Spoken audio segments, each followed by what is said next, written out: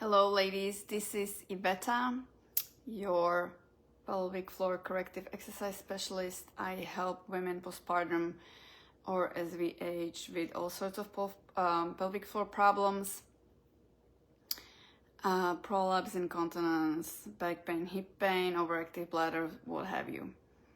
So please let me know if you can hear me all right. I'm going to invite Hannah Sharples, a somatic healer and trauma therapist, into this live. So I'm in Florida, she's in UK, and I have to do something here so she can come on in. Okay, so I send her the invite and we're gonna wait for her. This is the second session of a series of sessions about trauma therapy. The first session, let me know if you want the link. I can send you the recording. It was an introduction into trauma responses. Big trauma, small trauma. So trauma with small t or big T. Hannah, when you're watching, I sent you the invite. You should have that. Okay?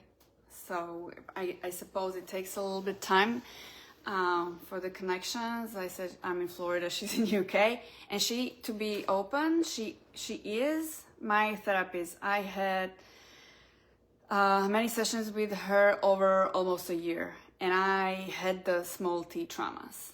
Okay, I wasn't sexually abused, or I didn't have any death in my family or anything traumatic. Still, I had a lot of trauma trapped in me.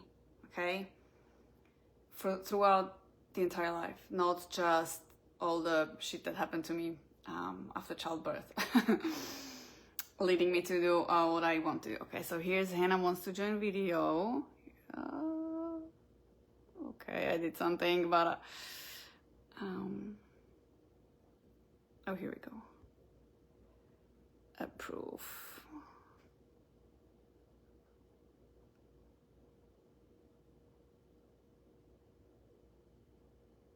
It says again, send request. Sorry, I don't want to send her a request again.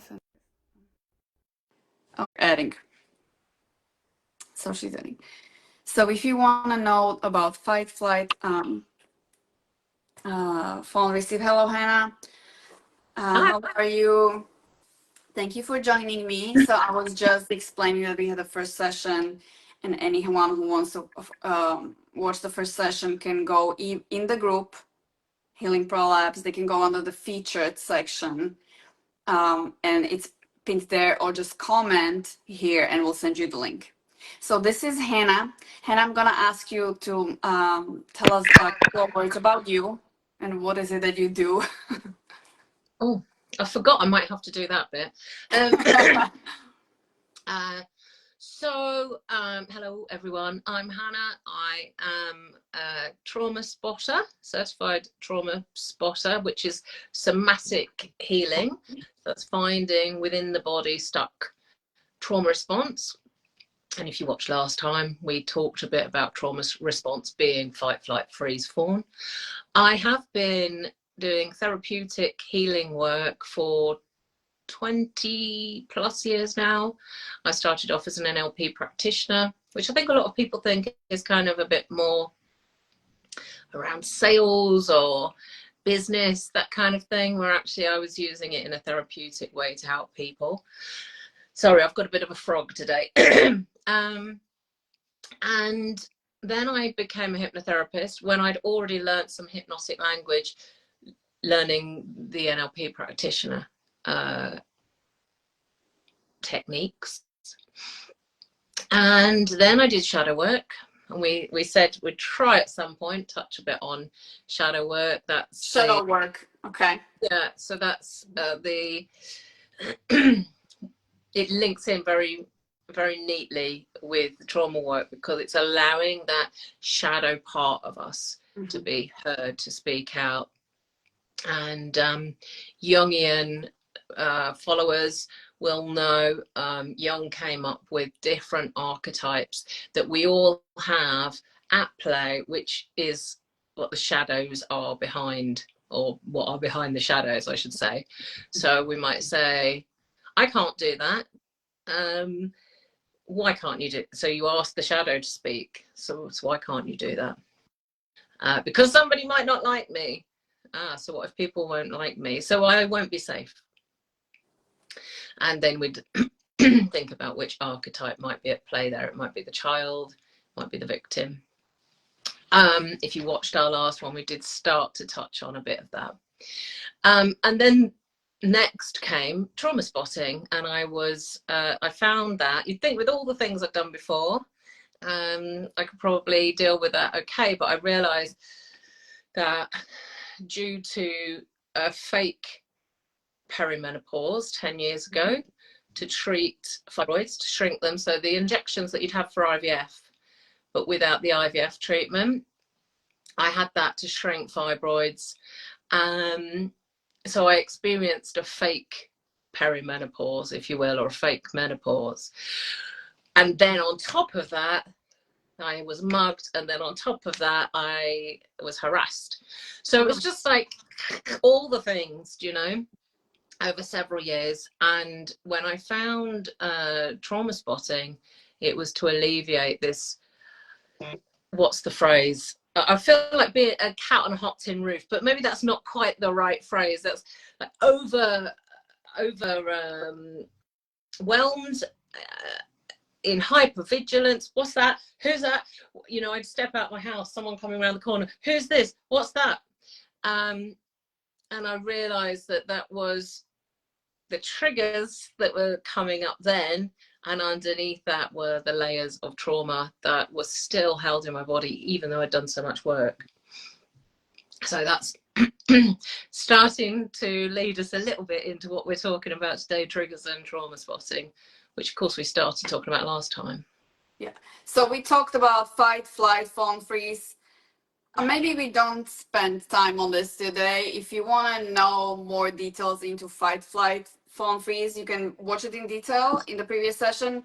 Unless, Hannah, do you want to do a small recap, or we skip? Because we have a lot of our plate.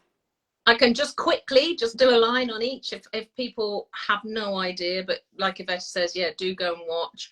So fight, sometimes you don't realize you're going into fight. You may feel anxious, but your body, your cave dweller, your cave woman part knows that really you've got to fight to protect yourself. So like I say, somebody came around the corner, and because I was in hypervigilance, I felt anxious, but now I know it was fight. I needed to protect myself, but those people probably weren't of immediate danger to me. It was just because I was in hypervigilance. Some days though, flight would kick in. I'd want to run away, get away from the danger. And excuse me, in modern life, a danger may be an email from a boss, which makes you want to run away from responding to it, or fight and write a really aggressive email back and send it and go, oh my God, why did I do that? But there was a part of you that took over. Mm-hmm. You may have a different response to that, which could be freeze. You get the email from your boss and you are frozen. You can't you can't respond, because the reaction is freeze. You're just stuck, unable to take any action. And fawn could be, again, with that same example, oh yeah, of course I'll do that for you, when you're thinking, oh my God, what the hell are you asking? I can't do any of that. But you fawn, you people please, to the point that you are going against yourself and what you want to do. And women do that often to their own family. We fawn, we forget ourselves, our boundaries. Yeah. We just do everything for us. Yeah. It links into that kind of good girl thing. We must be good. We must do what? Family first. What we think we shoulding on ourselves. Mm-hmm. Yeah. So that's very, very brief summary. I don't know if that's enough, but maybe it is for now. Plenty. For the freeze, for me, it's the doom scrolling when I find myself 15 minutes. Yeah. I know I'm freezing. Something made me freeze, like something made me not be able to move. So that's another example. Yeah. I've read a good thing about that. You know, sometimes there's a part of us getting prepared to take action, But sometimes, you know, we're looking for something. So it's kind of working out as well. Are we looking for something so we can take action, or so we can be ready, or are we so shut down that we're in freeze? So that could be a nice nuance for people to start to observe if they're doom scrolling.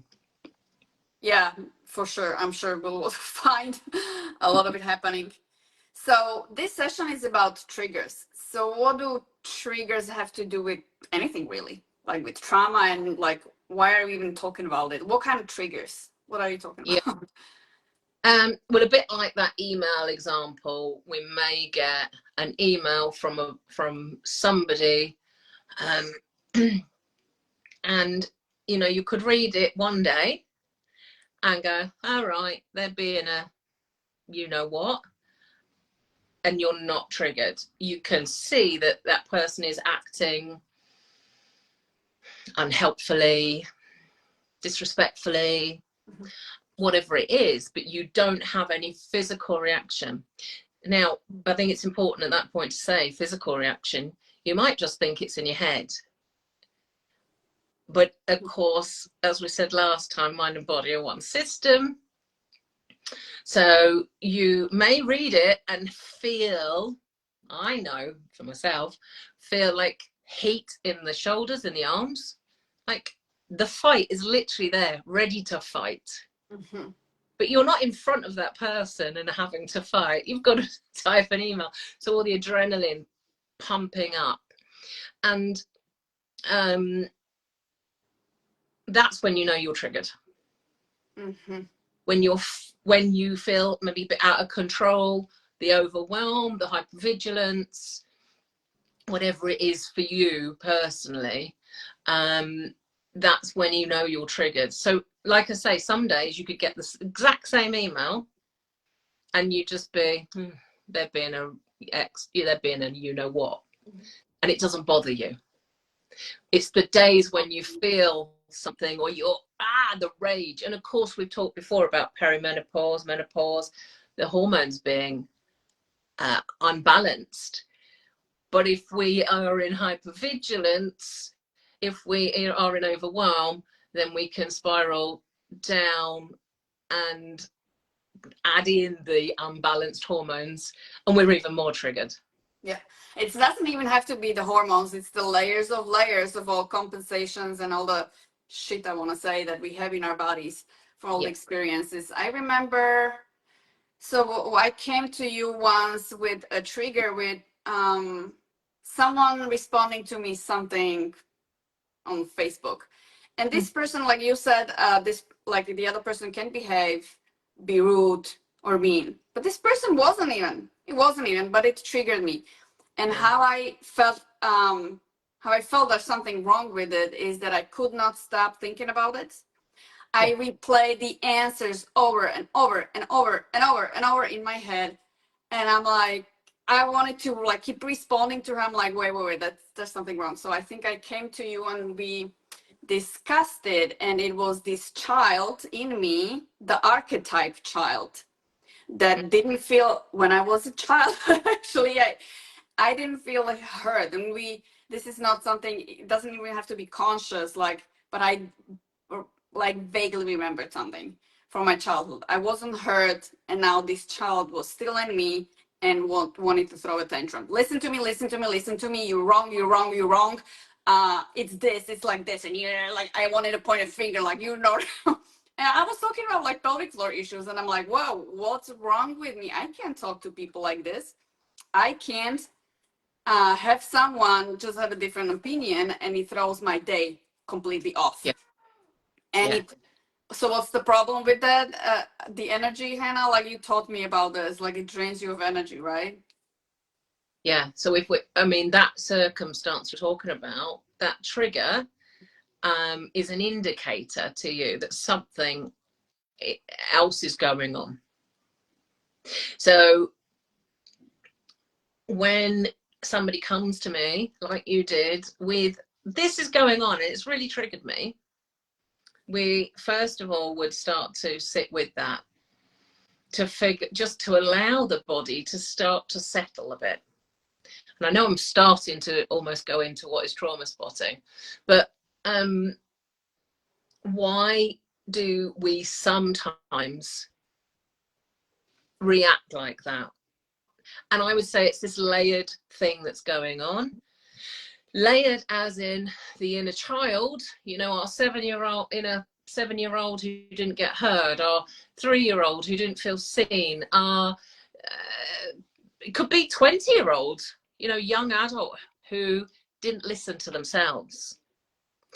And because we, I'm going to say, stuffed down our emotions, or our needs weren't met, we weren't heard, we weren't held, we weren't supported, we weren't seen, then layers on layers on layers, because we then get used to not listening to ourselves. We get used to putting ourselves second, third, fourth, depending on maybe your family. You know, if you, like we said at the beginning, the kind of good girl, the good wife. Well, I must do this for my husband, I must do this for my child, and I must look after my aging parent or whoever it is, and you put yourself last. And at some point, if you have not been listening, I think coupled with the imbalances of perimenopause and menopause as well, or maybe with some of your younger clients, the pain, the physical pain, the physical discomfort when we're dealing with something like that, that's where at some point, you know, I'd like to throw a load of stuff up in the air and go, I can't cope with this anymore. Nobody's listening. Why is nobody listening? Because we're not listening to ourselves. Mm-hmm. Because we're not giving to ourselves what we really need. So this is what I find really interesting about what are triggers. It could be the email from the manager. It could be that person that cut you up in the car, and you go, why did that bother me today when it didn't bother me the other day? And it might be because you got an email and that annoyed you. Started something and it's... Yeah, and then somebody cut you up and that really annoyed you, but you still held it together. And then on top of that, I don't know, someone was rude to you in the shop, you know. So there can be that layered effect. But sometimes with the bombardment, social media, our lives being so busy, having so many things to tend to within our lives, and not looking after ourselves fully, not listening to ourselves. It might only be one thing, and it could be one thing, and you're in hypervigilance, you're overwhelmed. That's when you're more likely to go, I really need to work on this. Whereas actually a lot of us, it's the layered effect, and you could still really, really benefit from taking the time and doing the work. Yeah.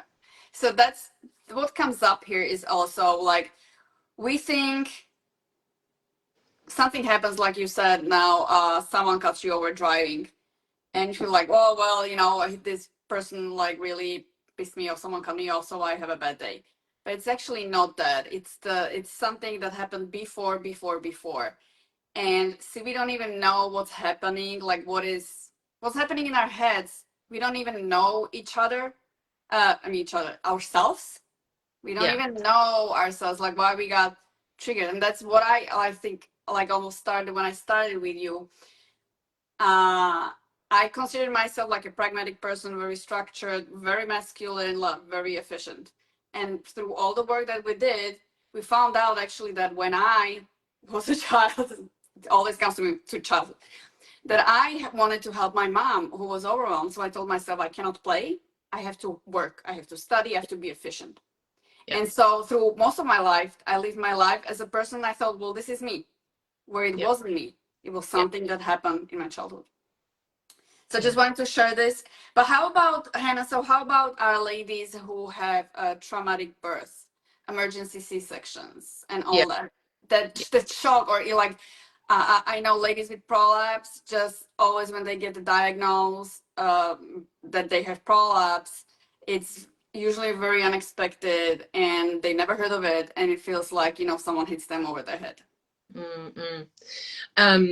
Well, I think we were talking about this, weren't we? About privately, I mean, not on our last message, not on our last interview, that when we have a shock, when we go through shock, it can be very difficult for our bodies to heal from that, because the shock is held within the body.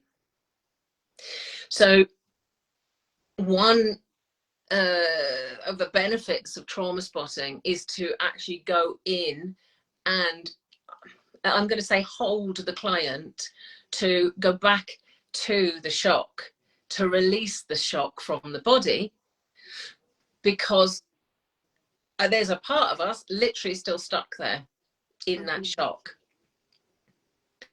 And if you think of it a different way, shock allows us to cope with something that's awful, that is traumatic. So there's this, it's like a veil of protection, the shock. But I can see if some part is still stuck there, some part of us is still stuck with that shock, we need to clear that shock from the body so that the body can start to heal, the body can start to regulate again, can start to operate in homeostasis. I can never say it. Yeah. Because otherwise we're in that dysregulated nervous system. And just two random things, like my teacher, when she got regulated through doing the work, her blood pressure normalized. It was always very low because she was close to fawn and freeze. So she did the work, she cleared that freeze, fawn, and of course fight and flight, because they're all so intertwined. But then her blood pressure normalized. For myself, my blood sugars started to normalize through this work. I wasn't having those crashes, blood sugar crashes like I used to, because I was in a more regulated nervous system. So this is where it's so interesting that if we are in a regulated nervous system, our body can heal much more quickly. So, if somebody's watching this and thinking about working with you, or are already working with you, they might go, okay, I see the benefit now. If I can go in and heal the nervous system, the trauma spotting, then my body is going to be able to digest the exercises that you give them much more easily. So I have to say, ladies with overactive bladder, urgency and frequency, a lot of them have an anxiety and depression or upregulated nervous system, because the bladder is very trainable. So I was going to say something about this condition.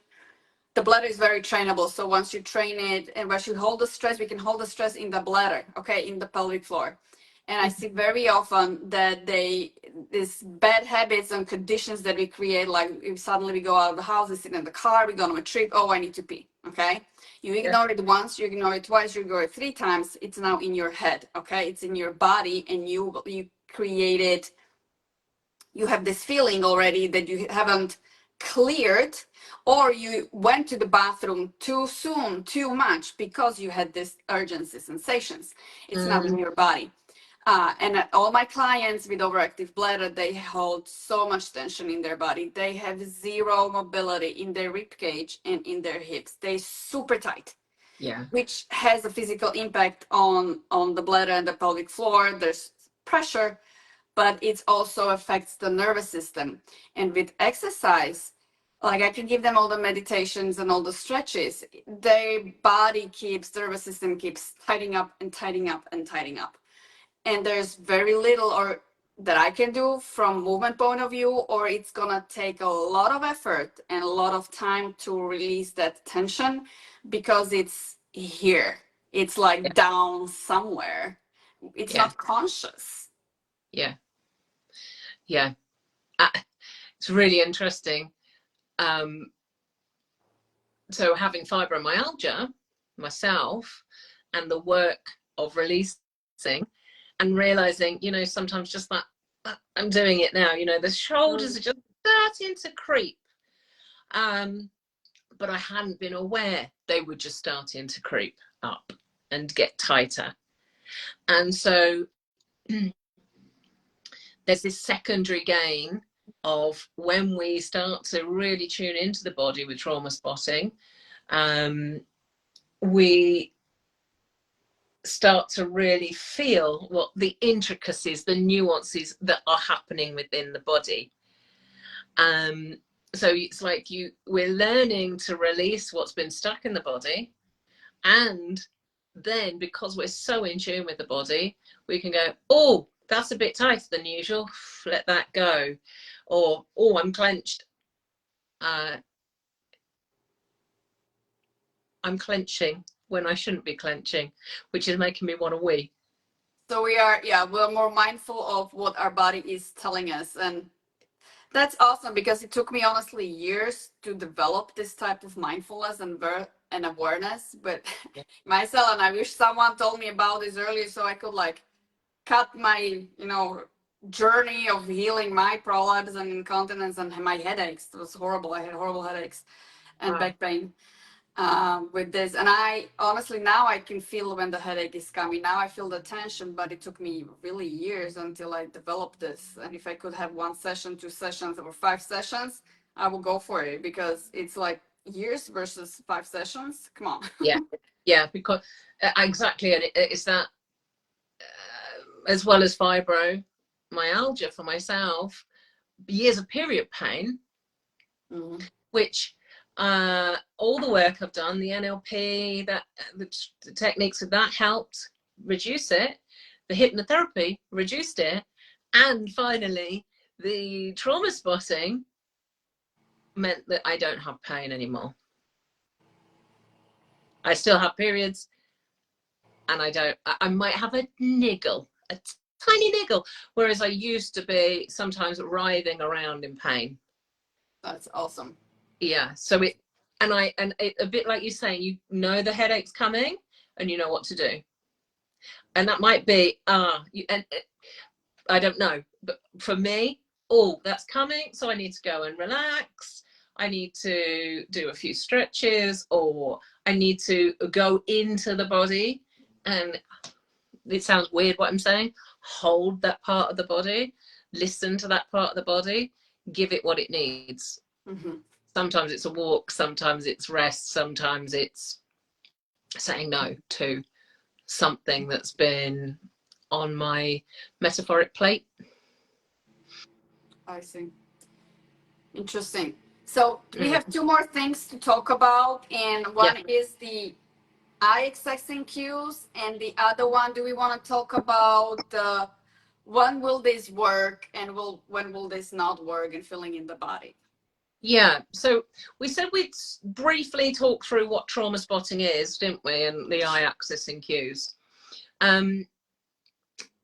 So linking back to trigger, if somebody comes to me, when somebody comes to me, I often say, especially on a first session, what's something that's bothering you right now? What's something that's triggered you this week? Which was, say, when you came to me, that might be why you said, oh my gosh, you know, people are saying things and I'm feeling about social media. So we then, I ask, excuse me, I've got fizzy water. That was a silly thing, wasn't it? Pardon me. I then ask, and this kind of links into the last bit you're saying, when is it right to start this? finding the trigger within the body. And some people go, what are you on about? And we'll come back to that. We'll put that over there for now. But majority of people say, oh yeah, I can feel it in my chest, or it's in my throat, or I'm just feeling it in my head. And sometimes you have to check, if you're feeling it in your head, is that you're just thinking of it? Which again could mean you're not very connected to what you're feeling in the body. Sometimes people say, you know, it could be anywhere within the body. And we rate it out of 10 at that point, just so that we've got a gauge. So how strong is that feeling that's linked to this trigger that you've been dealing with this week? And then I get it's just a pointer.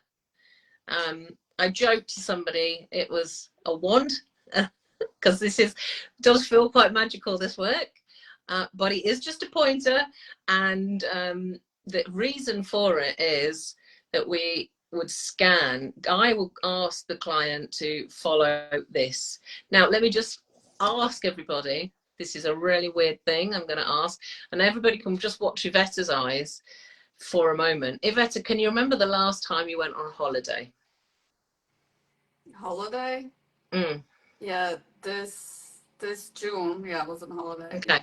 So I think you're a mirror image. So you're going up here and your eyes are going, yeah, holiday up there. Now at home, if you're watching, just notice if you think about your last holiday, and see if you can notice where your eyes are going. Tell us in the comments. Where did your eyes go? What would they do? Can you notice where? And some people, they'll just defocus their eyes and still be looking forward, but their eyes are defocused. So they've kind of gone in. They're switching into the brain, if you will, into the limbic system. But what was really good, you went, yeah, there's, and I'm trying to think last time I went away. Yeah. So okay, I've got it sort of there, but I tend to kind of go there. You can see my eyes moving. So we have a natural gaze spot to link the eyes. The eyes are so connected to the brain. You know, the eyes, what's the phrase? Window to the soul. But really they're the windows to the brain and to the body. And so once you find the trigger, you know, like it could be someone's pissed me off on social media, someone's cut me up in a car, I'm having to deal with my ex and he's been a real dickhead, whatever it is. We rate that out of 10. And then I use this pointer because when we start to move our eyes, we start to connect to things differently. And it can be at that moment people go, what? Oh my God, you know, they've got this point here. And I get here and they go, whoa, I feel it all over my body now. Now, sometimes that can make people go, what? We have to back off a bit because the client is always in control. If anything feels too much, you know, we just take it easy. It's all about creating a safe environment for the person to feel what needs to be felt so that it can be released. And so that person feels held, supported, trusting the process. I don't think really I've ever had anybody go, this is too much, I don't want to do it, because they feel that safety. They feel it's okay to go there. So the pointer amplifies? Can amplify. Sometimes it can almost like make people go, oh, I found it. Oh, it's lesser now. Right. Well, actually, we want to just test, is there somewhere where it gets bigger? Because we want to release the biggest full body experience. But some people won't have a full body experience. It just might go from 4 out of 10 to 6 out of 10, or 6 to 8. Does that make sense? I know it does to you because you've experienced this over and over. I hope I'm explaining it well. But do you guys have any questions? If anyone has Yeah, any questions, we can type it now, or we can respond in the next session if it's not even related to this, but it's yeah. related to trauma therapy, something you personally experienced, you're kind of stuck with. Write the question, we can respond in the next session. And I did say if people comment, somebody, whether it's this session, this session and next session, someone can win one of my hypno recordings to support them on their healing journey. So do ask a question, or do share this live and tag us. You can ask a question or share, or do we want them to do both, Iveta?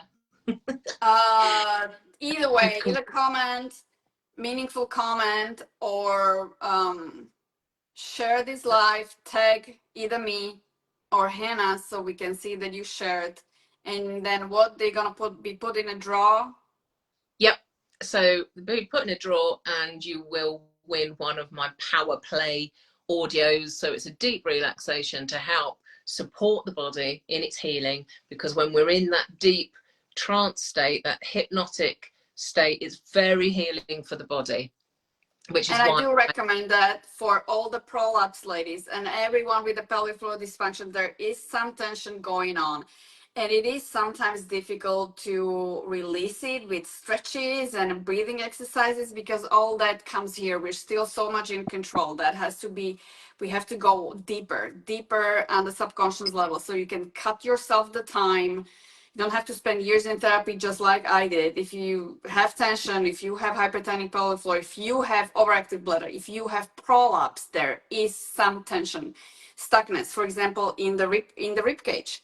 Rib cage and hips is what I see very often, is where like ladies are not able to expand their ribs and all the pressure goes down, and it takes a lot of time, and it's a huge break, because we cannot then do any work with the abs for core work. We cannot do any work for glutes because the breathing is such a basis.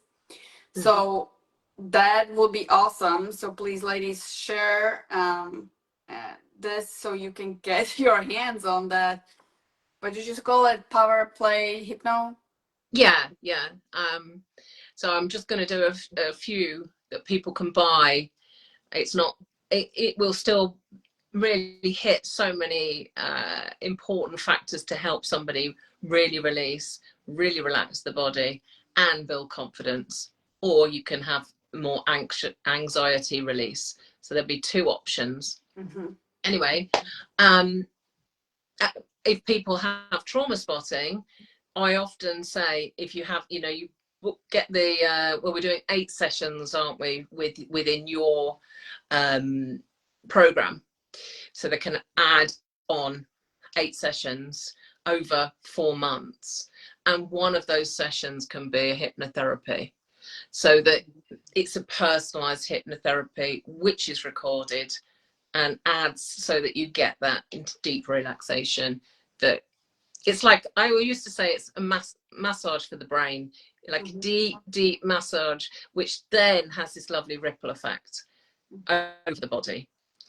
But we digress. So I just want to say, yeah, we've got to, you feel a trigger that can be a day-to-day trigger. We gauge it. We may get it a little bit bigger by using the eye accessing cues. So accessing the body through the limbic system. And then it gets a bit weird, but this is about trusting the process, because we then find the inner child who first experienced that feeling, and we support that inner child and we listen to them, because most of the time when we were young, we weren't heard, we weren't seen, we didn't get our needs met. What we wanted was pushed aside, and we learn from a very young age that we can't get our needs met, that what we want doesn't matter. So we go in and support that inner child. Sometimes it can be absolutely amazing what somebody says. They can cognitively go, this is rubbish, what are you on about? And then they're going, but I think this was when I was 1. And they don't have a memory, but they know that that's when it's from. And that actually happened to me.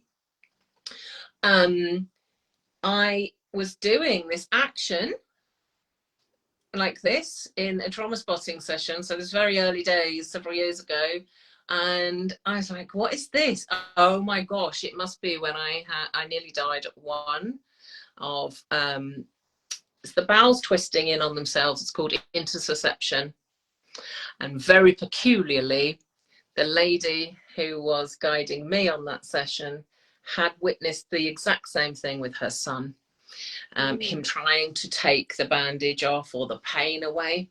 He'd had intussusception, but it hadn't gone as, it was a stage before, but it's basically the same thing. She knew because she was a nurse that we had the same thing. So it was very peculiar. But basically, I cleared that from my body. And that was one of the first sessions. And after that, my period pains basically ceased. So there was some part of me that remembered that I was in agony and nearly died as a 1-year-old. And so every time I was getting period pain, there was a part of me going, I might die. Oh my God, this is awful. Which amplified the pain probably and the stress. Exactly. Yeah. The last bit, once we've cleared that, and some people go, I don't want the woo sending healing bit, and you don't have to have that. But some people want the healing scent, and I am amazed that works, and it does work, and that's part of what I do. And then we do what we call a resourcing piece to bring in more support. To remember, we have dealt with triggers like this, whatever the beginning trigger was. So the clients leave, you know, the last piece of the session is me going, so if we think back to where we started and that trigger of that person cutting you up in the car or that email, how do you feel about that now? And somebody usually says, that doesn't matter now. Or, oh, there's really nothing to me now. So that trigger was, I would say, a messenger, a flag from your body. This needs looking at, this needs healing.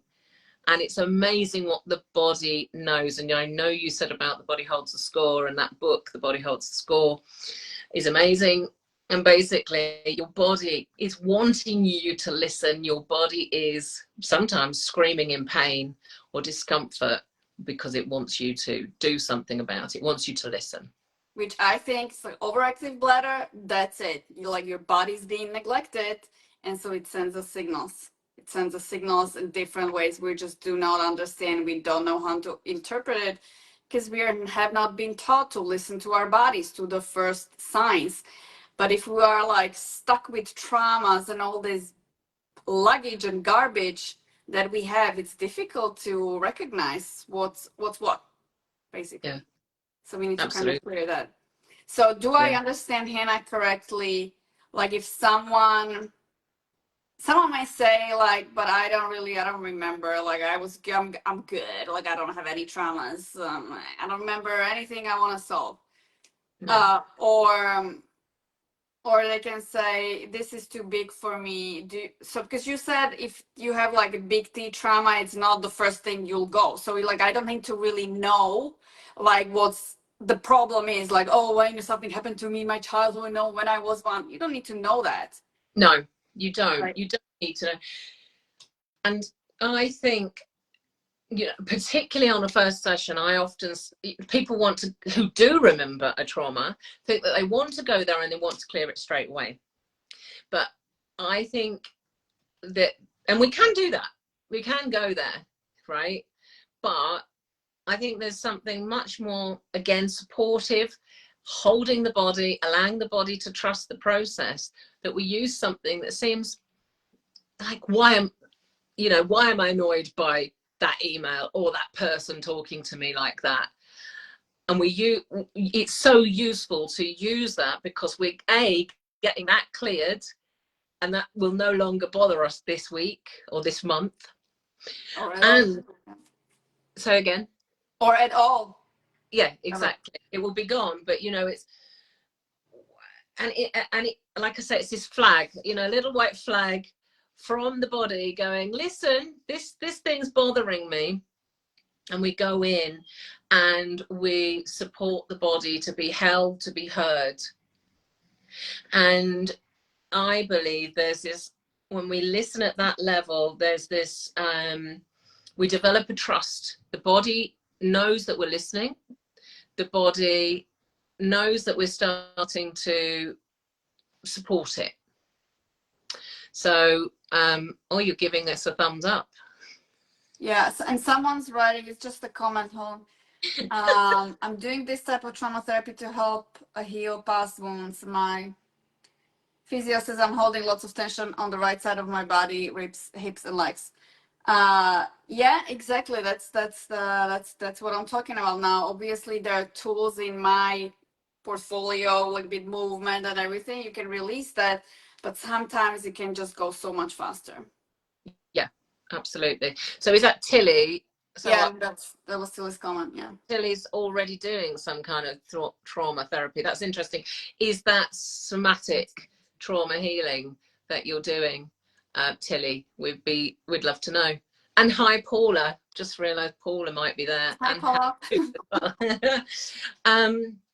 So that's the process. What was your last thing you wanted us to look at? I'm trying to remember now.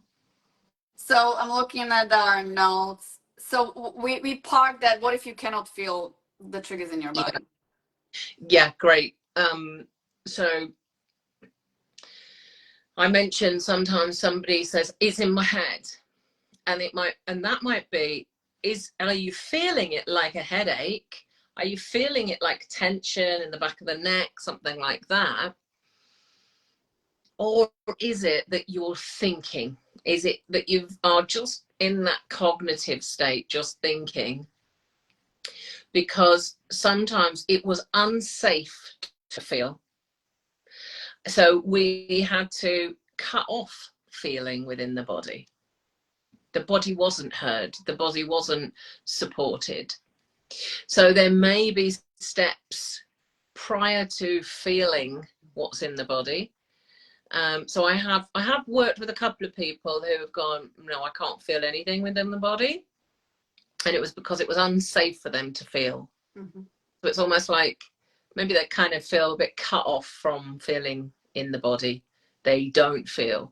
So then it's my job to teach some exercises to start to feel into the body, start to notice what they notice.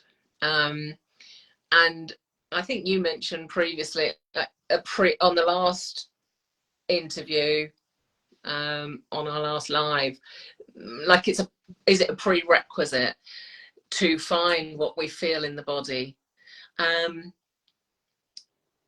Well, technically yes, but if you can't feel what's going on in the body, then my job at that point is to help that person start to notice, and I would set various exercises, daily exercises, feeling into the body and how people would do that. Mm-hmm. And that, so those people that say, what are you on about? I can't find the feeling associated with that trigger. Well, I might get this out and I go, oh, I can feel something. Mm-hmm. Or they still can't feel it because some part has had to shut down to protect them. We mentioned last time, behind every behavior is a positive intention. And that's to usually to keep safe. So we may have had to shut down. And I want to go back to what you said a moment ago, that people might not remember something from their childhood. They might think, well, I don't remember a lot. And there were things that I felt I didn't remember very well. And it was because there was such a trauma. It's almost like a part of me had to shut the door to cope. So the shock thing, that door was shut so I could carry on with life. And what I have found over the years of releasing through trauma spotting, that sometimes silly, really weird example, being in the supermarket, seeing kids' milkshakes and going, oh my gosh, I remember kid having the particular milkshake and this crocodile hand puppet that I had. So suddenly memories were coming back, because it was almost like I'd carefully and supportively been able to open that door, so that the good bits could come back, so the good memories could come back. I'm thinking there are probably people who are thinking, I shut that door because it really wasn't safe. You know, there may be abuse or something like that. And again, it's to remember and remind people that you're always in control. You would never go into something that doesn't feel safe. Interesting. So the human body and the brain work in mysterious ways. Yeah, absolutely. Well, yes, it's mysterious, but not really when we understand that it's all about self-protection. Self-protection, that's interesting. Yeah. It's always the intention, as you said. Yeah. So I think I'm out of questions, ladies. If you come with questions later, just type it under the comment. We can come to it later. Is Hannah, anything else you wanted to add? Well, next session, we should say what's going to be next session.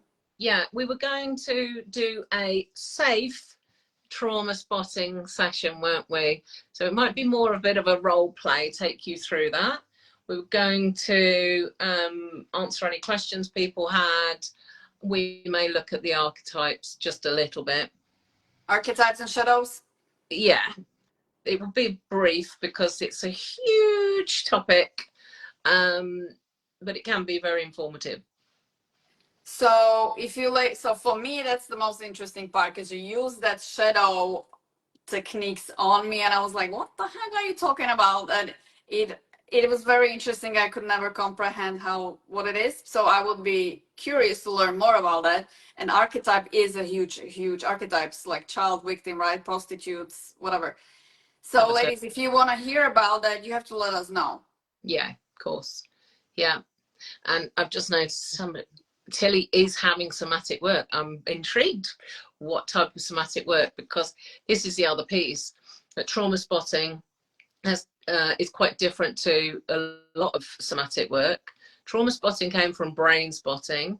So a lot of people have EMDR, with the eye accessing cues. I'm doing this because they'll get you to follow the fingers. And people who have had trauma spotting often say that they've found that EMDR is a little bit harsher than trauma spotting, or at least trauma spotting is softer, more supported, holding the client. So I think often as well, it depends on who you work with and who you're drawn to work with as well, isn't it? I have to attest that I actually talked to a lady once with some serious trauma, like abuse type of thing, and she said she didn't want to do EMDR anymore because they asked her to bring it up too much, and it was just too painful. She wouldn't want to do it, so she cut off. Yeah, that's it. So it's kind of going in quite heavy, quite deep, whereas this is what is different with the trauma spotting. It's body led, it's in the now, it's what's coming up for you now, so that you get relief now with what's happening in your life, and you're supported and held going into something. And you know, it might not be that you go in heavy or deep into the worst trauma. It might be a general feeling, I wasn't heard, and you don't have to go into a specific time. And that's why it can feel very gentle, supportive. And I'm going to give an analogy. You know, if you haven't, I think you'll like this kind of, you personally, Iveta, probably like one of those massages where they go in and they're really and get the elbow. Now, for me, that is just like, it just causes more tension in my body. Yeah. And that's the analogy really for trauma spotting for versus EMDR. That could be like the elbow going in really, whereas the trauma spotting could be like the very soft effleurage, gentle massage that very gently allows the muscles to release and relax and let go. All right, Hannah, thank you so much for your time. I'm gonna close this just with one other aspect of this work that helped me have more results with you. And that's the fact that it's the feminine versus masculine energies and the world we live in. And the feelings are feminine and doing is masculine. And I started realize just like how much I was stuck in the masculine. And when more like, okay, it's okay to feel. It's okay really to feel. It's not weak. It's not feminine. Like we say feminine is like weak, like pussy type of weak. And so that allowed me to go feel more into my body. And the second thing that helped me when, especially when you were like asking me like, so where do you feel it in the body and what age do you think that was? I'm like, I had no idea, but I just said, okay, I'm going to trust this. I'm going to trust my body. I'm going to trust you. I'm going to trust that this works.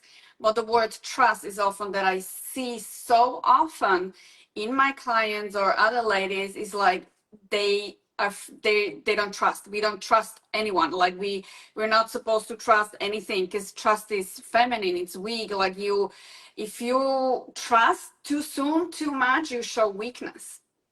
And so a lot of times I can see they cannot do this work because like I was like, no, I have to run it through my cognitive brain and through my logical structures and rational. Does this make sense? No, it doesn't make sense. Trust it. But trust is feminine. You have to cultivate it. It's very vulnerable. It can feel vulnerable, and vulnerable can feel weak. But Also, actually, there's a real power in being vulnerable, and saying, "This is what I need. This is what I want." The problem is we've learned over the years we might say, "This is what I want. This is what I need," and be vulnerable, and we didn't get met. But it may be that we were being vulnerable, but we still had our guard up. Whereas when we start to come into, I'm going to say, our wholeness, when we have released the fight, flight, freeze, fawn, when we've released the layers of stuck trauma, and we start to find this solidness, I'm doing this kind of action here, the solidness within ourselves. When we come home to ourselves, we can be more vulnerable and get our needs met. Mm-hmm. That's a nice close of this. That's really nicely said. All right. Yeah. Thank you, Hannah. Thank you, everyone listening, either replay or live. #live, #replay, questions, and we'll see in 2 weeks. We're going to make another session in 2 weeks. All right? Yeah. Thanks, everyone. Bye. Bye.